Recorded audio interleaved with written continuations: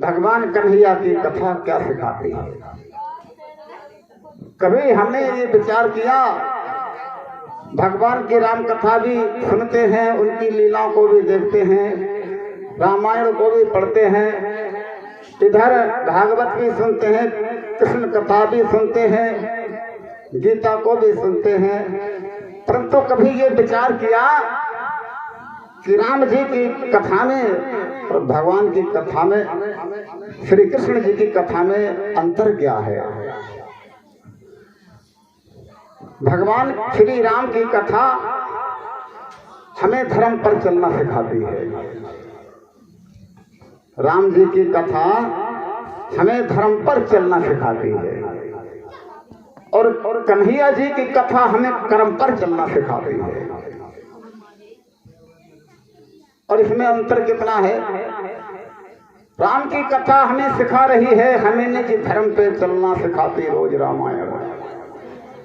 तुलसीदास जी ने रामायण इसलिए नहीं लिखी थी कि रामायण की आप पूजा करें, आरती उतारें और बस पलट करके अलमारी में रख दें।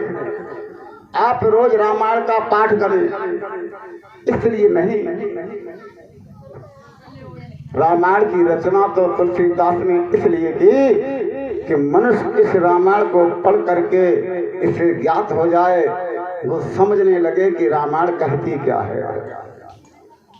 जिस व्यक्ति ने जीवन भर रामायण पढ़ी हो, जीवन भर रामायण की आरती उतारी हो और रामायण का रहस्य नहीं जाना हो, तो उसके लिए वो रामायण पढ़ना ऐसे व्यर्थ हुई कि जैसे सपने में खिलौना खेल लिया। जैसे एक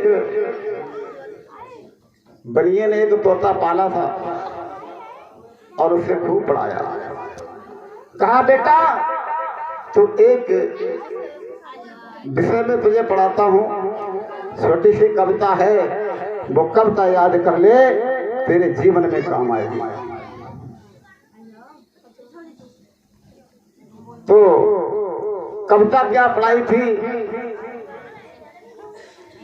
उस तोते से कहा बेटा सीधी कविता है, एक बहेलिया आता है और जंगल में दाने को डालता है, यदि कोई पक्षी उस पर बैठता है तो जाल में फंस जाता है। इतनी छोटी सी कविता उसने उस तोते को पढ़ाई थी, और उस तोते ने खूब अध्ययन किया इस कविता को कि एक बहेलिया आता है, दाना डालता है, यदि कोई पक्षी उस पर बैठता है तो उसमें फंस जाता है। एक बार हुआ क्या, कुछ दिन बाद वो लाला स्वर्गलोकों से ढार गए। घर वालों ने सोचा ये लाला का प्रेमी था, इसको भी छुट्टी कर दो। उसकी भी घर वालों ने छुट्टी कर दी तोते की। बहुत जंगल में गया, अपने बिरादरी वालों से मिला तो वो तो और भाषा बोल रहे थे, लेकिन ये पढ़ा लिखा ये वही बोल रहा था कि एक बहेलिया आता है और दाने को डालता है, यदि कोई पक्षी बैठता है तो फंस जाता है। तो तूने कहा तू क्या बक रहा है, क्या रटना है तेरे। बोला कि ये तो मेरे मालिक का पाठ है। उन्होंने कहा है ये पाठ तेरे जीवन के काम में आएगा। हुआ क्या, ये पाठ बोलते बोलते तब तक एक बहेलिया आ गया और उसके सामने ही उस बहेली ने दाना डाल दिया, और दाना दे करके वो तोता ललचा गया, और लालच में आकर जब दाने पर बैठा तो वो तोता फिर वही में उसी जाल में फंस गया। अब आप विचार करें, ऐसे पाठ याद करने से लाभ क्या है कि जिस पाठ को याद करने के बावजूद ही हम उससे हमें छुटकारा नहीं मिल पाया, आखिर फिर भी जाल में फंस गए। तो यही रामायण पढ़ने वालों की कमाल है। जीवन भर रामायण पढ़ते हैं और पढ़ेंगे, लेकिन उन्हें ऐसे ही लाभ होने वाला कुछ नहीं है, क्योंकि जो रामायण कहती है हम उसके कहने पर चलते नहीं, मात्र हम उसके कहानियों में पढ़ करके आनंद प्राप्त करते हैं, लेकिन उसका रस नहीं निकालते। अब आपने एक चीज देखी होगी, कृष्ण कथा में और राम कथा में कितना अंतर है। अब और भाषा में समझाएं। आपने कहीं कहीं देखा होगा राम जी का चित्र आप देखिए तुम्हें सरल मिलेगा, सीधा। जहां भी आप देखेंगे राम जी की मूर्ति या चित्र, सीधी मूर्ति देखेंगे। और कन्हैया जी की जहां भी मूर्ति देखेंगे तो सीधी कहीं ना ही नजर आएगी, कहीं ना कहीं से उनकी मूर्ति में बल होगा। कभी आपने इस रहस्य को समझा, जानने की कोशिश की किसी ने कि आखिर इन दोनों की मूर्तियों में इतना अंतर क्यों? कन्हैया जी की मूर्ति कहीं पर हमने सीधी नहीं देखी और राम जी की मूर्ति हमने कहीं टेढ़ी नहीं देखी। इसका अर्थ है कि राम जी का जो जीवन था वो बड़ा सरल था। सरलता के धर्म के ऊपर उनका जीवन था। उन्होंने इस संसार को यही सिखाया कि जीवन जियो तो सरलता से जियो, सरल होके जियो। और कन्हैया जी ने क्या सिखाया? आप देखते हैं राम जी इतने सरल थे, जिनका हक, पूर्ण हक था उस राज पाने का, लेकिन इतनी सरलता थी उनके हृदय में कि एक सौतेली माँ के कहने से 14 वर्ष के वनवास को सिधार गए और सारी संपत्ति राज को त्याग गए। कितने सीधे थे। यदि यही प्रसंग कन्हैया के जीवन में आया होता और कन्हैया से यदि सौतेली माँ ने बन जाने को कहा होता तो कन्हैया ऐसे जाल में फांस देते कि उसको कहने वाले को ही बन भेज देते। ये नीति कन्हैया की थी। हमें ये मूर्ति साफ साफ सिखाती है यदि कहीं पर हमें सीधेपन से काम निकालना है तो राम जी की नीति अपनाना चाहिए, और कहीं टेढ़ी उंगली करके हमें काम निकालना है तो कन्हैया जी की नीति अपनाना चाहिए। आप देखिए जो माताएं बहनें चूल्हे पर पात्र रख करके सब्जी को पकाती हैं और जो हल्का पात्र होता है तो उसे सीधे चिमटे से ही उठा लिया जाता है, लेकिन जिस पात्र में वजन होता है, भारी होता है, उसको उठाने के लिए माताएं उस सरसी का प्रयोग करती हैं जो कि कन्हैया जी की टांग की तरह टेढ़ी है। बात समझ में आ गई? जो चीज वजन की उठाई जाती है उसके उठाने की चीज टेढ़ी है, वो सरसी है, वो टेढ़ी है। इसी सरसी की तरह हमारे कन्हैया जी की एक टांग है। उनका संकेत है कि संसार में काम हर तरह से निकाला जाता है, सीधी उंगली से भी और टेढ़ी उंगली से भी। कहीं राम जी की नीति है तो कहीं कन्हैया जी की नीति है। ये हमारे जीवन जीने की नीति है। बोलिए भागवत महाप्राण की।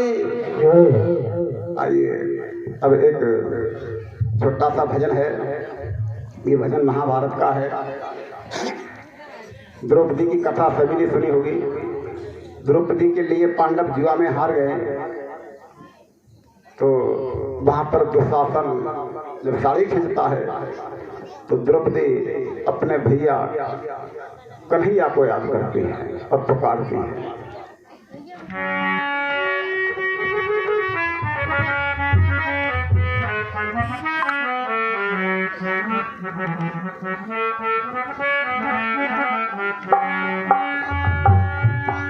हे गिरधारी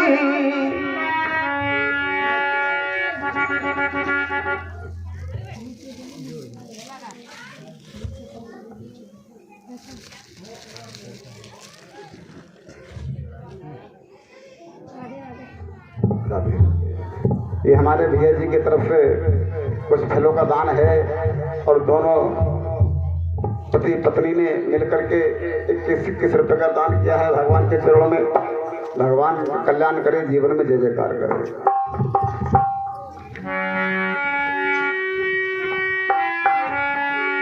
हे गिरधारी हे बनवारी लाज रखो मेरी कृष्ण मुरारी, लाज रखो मेरी कृष्ण मुरारी। हे गिरधारी हे बनवारी लाज रखो मेरी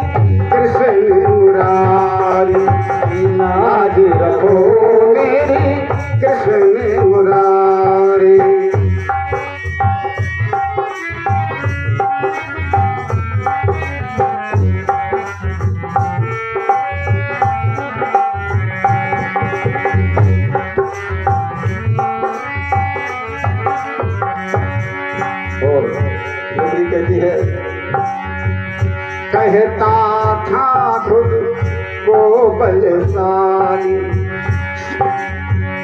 कहता था खुद को बलशाली, कहता था खुद को बलशाली, कहता था खुद को बलशाली।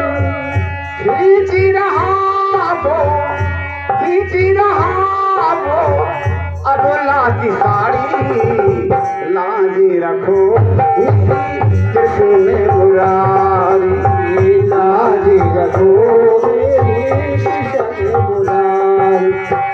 हे गिरधारी हे बनवारी, लाजी रखो मेरी कृष्ण मुरारी, लाजी रखो मेरी कृष्ण मुरारी।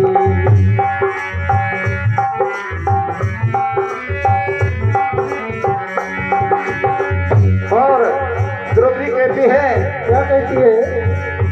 मैं समझी थी एक है अंधा, मैं समझी थी एक है अंधा, मैं समझी थी एक है अंधा, मैं समझी थी एक अंधा, मैं समझी थी एक है अंधा। यहाँ तो अंधी, यहाँ तो अंधी सभा है सारी, लाज रखो मेरी कृष्ण मुरारी, लाज रखो मेरी कृष्ण। यहाँ तो अंधी, यहाँ तो अंधी सभा है सारी, लाज रखो मेरी कृष्ण मुरारी, लाज रखो मेरी कृष्ण मुरारी।